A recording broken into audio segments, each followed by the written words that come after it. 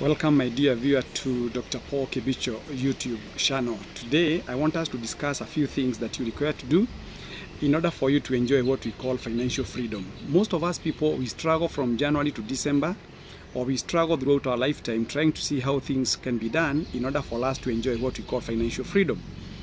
And more often than not, majority of us people don't live to enjoy what we call financial freedom. I'm going to give you a few tips on how to be financially independent and how you need to keep your eyes on this load of financial freedom. Number one, you need to know your current financial situation. So in order for you to walk this journey of financial freedom, you need to appreciate, or you need to know where are you now at the moment in terms of your finances. Because it is understanding where your finances are that you can be able now to move to the next level in your life. Then, once you understand where your current financial situation is at, then from there you set what we call your life goals. You don't just wake up one morning and do things in a haphazard manner. In order for you to succeed, just like the world has given us what we call compass to be knowing the direction that one is at, similarly, when it comes to financial matters, you need to know, you need to set your life goals. So majority of us Kenyans, we just wake up one morning and start working without necessarily knowing where we are going. So how will you be able to manage your life? How will you be able to work on your financial freedom journey if at all you do not know what are your life goals? Life goals are key, life goals are critical. So in order for you to be able to succeed in life, just like when somebody is building a house, you need to ask yourself a few questions. How many bedrooms do you require? Do you require a bungalow? Do you require a mansion? Or are you building what we call residential or rentals? So those are some of the questions that you need to set. Where do you want to take your children to?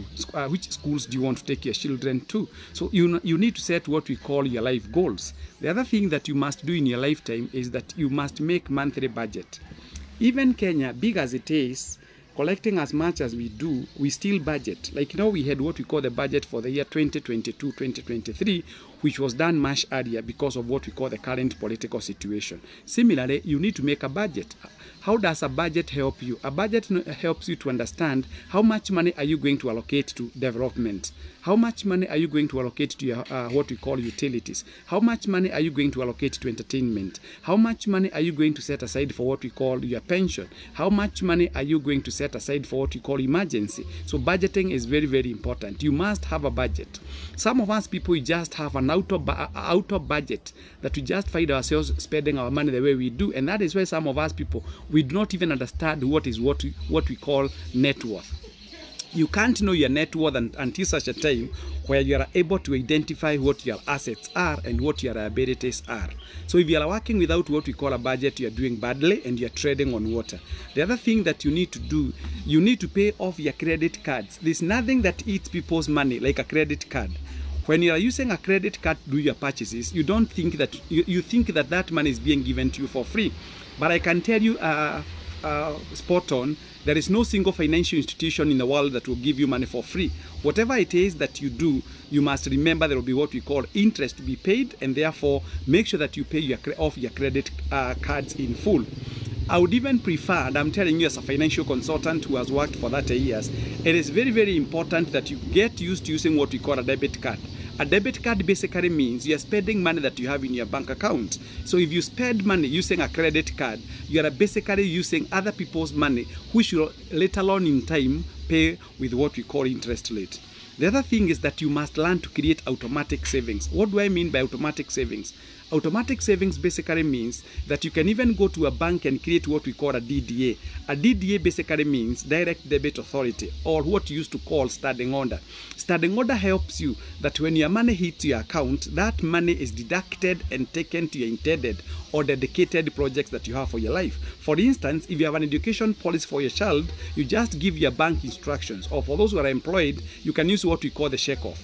And I have told you on many occasions that those people once money comes into your hand, there's one man that I have always mentioned to you. He's called Mr. Parkinson. Parkinson law states that human minds have the ability to create problems equivalent to the amount of money available. So if you let money come into your hands, I can tell you for sure at a confidence level of 99.5%, margin of error 0.001%, that you'll spend that money. And when money comes into your hand, you find yourself now having other unbudgeted for activities. So if it comes to investing, just embrace what we call the Nike philosophy. Start investing now. What are you waiting for? I have always told my audience that the greatest assassinator in people, the greatest assassinator of dreams in people's lives is what we call procrastination. Procrastinating an issue is basically what you ought to do now, but you push it to tomorrow. And I have told you that today is the tomorrow you are worried about yesterday. So if you do nothing again today, tomorrow will still come and leave you in the same status that you were in yesterday. So start investing your money right now. And I have told people, and I'm telling you as well, that the mistake that we do is that we assume life will be the same. We say nobody can hold life constant. Even this philosophy that was brought to us by the Europeans, that holding all things constant, that does not work. I'm a scholar, you know that. I am a professor in the field of finances and businesses, and I can tell you for free that you can't hold anything constant. The only constant in the world is change, because no matter what, change must take place. The other thing that you must do, you need to be educated on matters finances. I have been a lecturer in the university for many years. I have gone to so many universities in the entire world, and I can tell you there is no single university, including Harvard University, that teaches people on personal finance. None. Go and do your research. There is no single university, whether you go to MIT, whether you go to what we call Ivy League universities, whether you go to those premier universities we talk about globally, nobody teaches you about money. So one of the things that you must do is that you must endeavor to learn what we call to be educated on finances. And how do you do that? You can buy books. We have this author called Mr. Robert Kiyosaki, the author of more than 29 books. Robert Kiyosaki is the author of what we call Rich Dad, Poor Dad, The 4 Quadrants, How Come A Students Work for C Students and B Students Work for the Government, among other books. Even Rich Dad and Poor Dad for Teens. He has written so many books. I have personally written books on finances, and one of my books is what we call Understanding Finances and Investments. The other book I have written is what we call Personal Financial Awareness and Wealth Creation. You can even get a book from one of our very own, Mr. Boniface Okoth, The Millionaire in Us. You need to read. You can't become a financial guru. You can't become a financial expert if you don't read. So you have to get educated on matters finances. The other thing that you need to do is to maintain your property. So if you have a car, make sure that that car is taken to the garage for servicing at the right time, because if you delay in servicing that car, it will automatically, the engine may cease. At the same time, it may break down a number of times, which means spending more money maintaining that particular car. If you own a number of pair of shoes, why don't you polish them? It is easier to polish. It is taking good care of your property. We say the cost of maintenance is a fraction compared to the cost of purchasing a new one. So why don't you take care of whatever you have? If you have a house, take care of it. Remember that house adds value. So if you have a suit, take care of it. Whatever you have, maintain your property. The other thing that you must remember, and this is what we call the cardinal rule number 1 in life, financial world, is that you must learn to live within your means. Majority of us people, we are living large. You want to make people happy. You lead a life of perception. There's a difference between perception and reality. Those people who lead life so that they can have what we call a showbiz, by the end of the day, you are the loser. Number one, why should you go telling people, why should you do things that are actually outside your reach to make people happy? God never created you as a puppet. God never created you as an object of making people happy. Lead your life and live within your means. Spend less than you earn. You require to have what we call, get a financial advisor. We have consultants. We have people in Kenya who are financial consultants of international repute.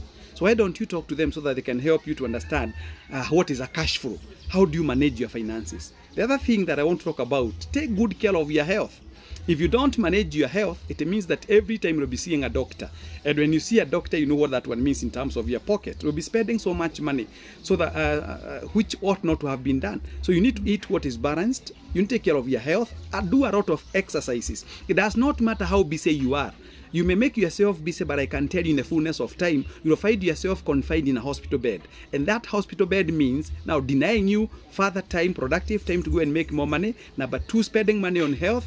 And number 3, your lifespan becomes affected fundamentally by not observing that. So let's do exercises.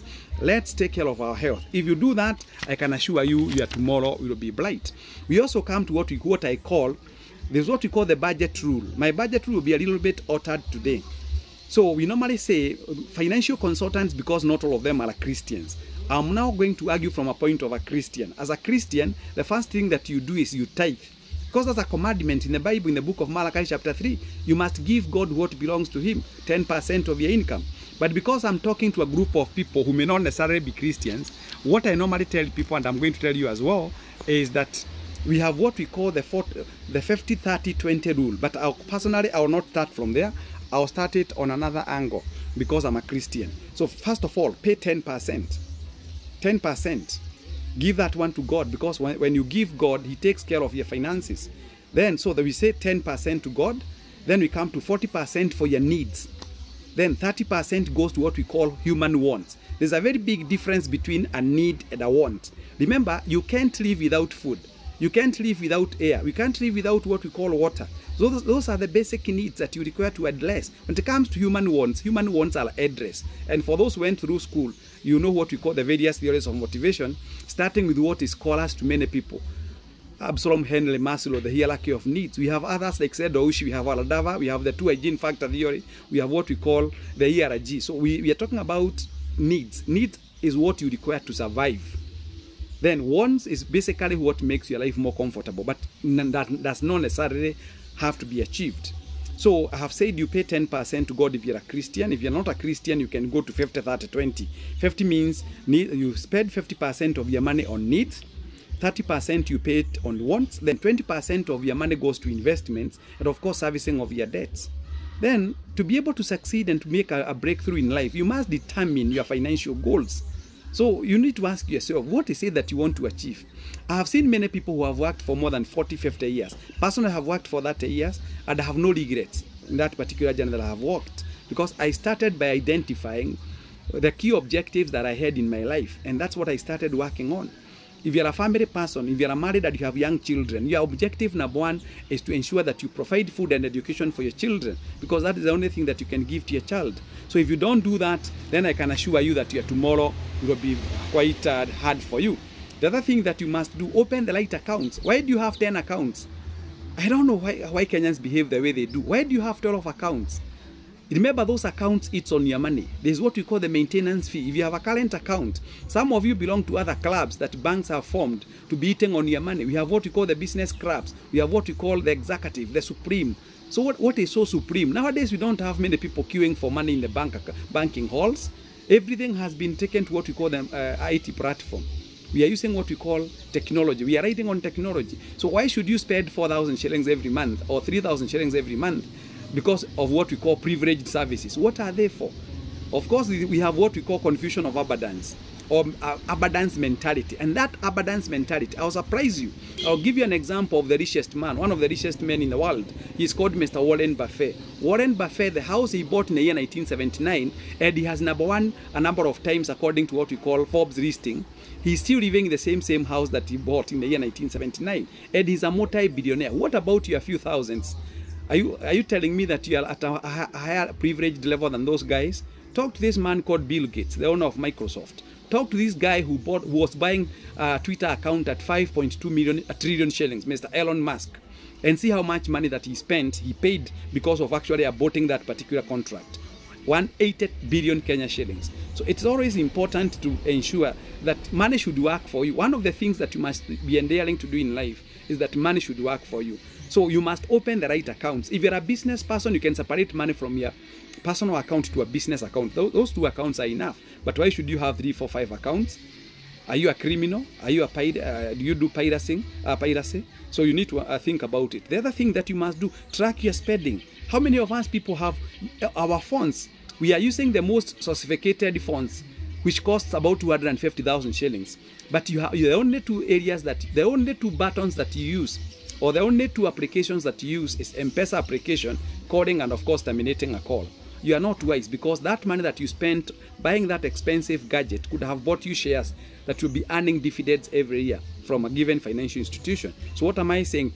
All these funds that we have, they have what we call an application called Expense Manager. You must be knowing how much money you left your house with, how much did you spend, and then justify. Was the money that you spent justified? These are some of the questions that you need to ask yourself. Then finally, as I wind up my discussion with you members, trim your budget. You need to trim your budget, because if you want to form a dam, you must stop the flow of the river. Some of us people just spend our money without actually asking ourselves, what is it that I have done adding to my life? Very, very important. So if you can be able to observe those few nuggets in life, I can tell you in the fullness of time, you enjoy what we call financial freedom. Financial freedom is a deliberate journey undertaken by a conscious human being with the intent of leading life without hassles, or money working for you, so that you can even afford a cruise ship. You can even afford a holiday. You know, those we say those nice areas in the world.